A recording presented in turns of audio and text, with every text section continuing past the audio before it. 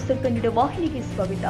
ಯಮಕನ ಮರಡಿಯ ನರೇಗಾ ಕಾರ್ಮಿಕರ ರಸ್ತೆ ಅಪಘಾತದಲ್ಲಿ 30 ಜನರಿಗೆ ಗಾಯವಾಗಿದೆ. ಆದರೆ ಯಾವುದೇ ಪ್ರಾಣಾಪಾಯ ಸಂಭವಿಸಿಲ್ಲ ಎಂದು ಕಾಂಗ್ರೆಸ್ ಮುಖಂಡ ಕಿರಣ್ ರಜಪೂತ್ ಹೇಳಿದ್ದಾರೆ.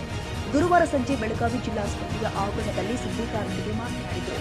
ಹಿಡ್ಕಲ್ ಡ್ಯಾಂ ಜಲಾಶಯದ ಬಳಿ ಸಂಗಮೇಶ್ವರ ಸಕ್ಕರೆ ಕಾರ್ಖಾನೆ ವೃತ್ತದಲ್ಲಿ ಬುಲೆಟ್ ಅಡ್ಡ ಬಂದ ಹಿನ್ನೆಲೆ ಅಪಘಾತ ಸಂಭವಿಸಿದೆ. ಯಾರಿಗೂ ಪ್ರಾಣಾಪಾಯ ಸಂಭವಿಸಿಲ್ಲ ಎಂದಿದ್ದಾರೆ. ಪಂಚಾಯತಿಯಿಂದ ಯಮಕನಮಡಿ ಗ್ರಾಮದ ಕೆಲ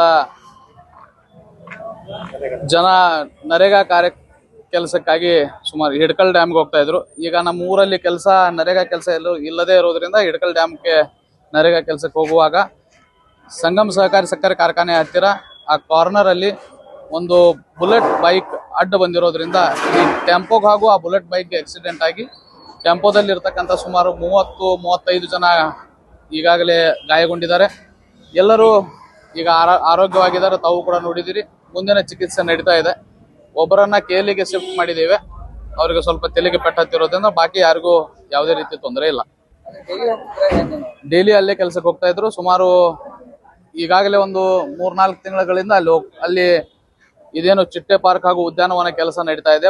ಇಲ್ಲಿ ಗ್ರಾಮ ಮಟ್ಟದಲ್ಲಿ ಅವರಿಗೆ ಸುಮಾರು 1,500-2,000 ಜನ ಲೇಬರ್ ಇರೋದ್ರಿಂದ ಗ್ರಾಮ ಮಟ್ಟದಲ್ಲಿ ಅವರಿಗೆ ಕೆಲಸ ಕೊಡ್ಲಿಕ್ಕೆ ಸಾಧ್ಯ ಆಗೋದಿಲ್ಲ. ಅದಕ್ಕೆ ಎಲ್ಲರನ್ನ ಅಲ್ಲಿ ನಿಯರ್ ಅಬೌಟ್ ಹುಕ್ಕೇರಿ ತಾಲೂಕದ ಎಲ್ಲ ಲೇಬರ್ಸ್ ಕೂಡ ಅಲ್ಲಿ ಕೆಲಸಕ್ಕೆ ಹೋಗ್ತಾರೆ. ತಾಜಾ ಸುದ್ದಿಗಾಗಿ MTV ನ್ಯೂಸ್ 24x7 ಗೆ ಸಬ್ಸ್ಕ್ರೈಬ್ ಮಾಡಿ ಮತ್ತು ಬೆಲ್ ಐಕಾನ್ ಅನ್ನು ಒತ್ತಿ. ತಪ್ಪದೇ ಲಿಂಕ್ ಶೇರ್ ಮಾಡಿ.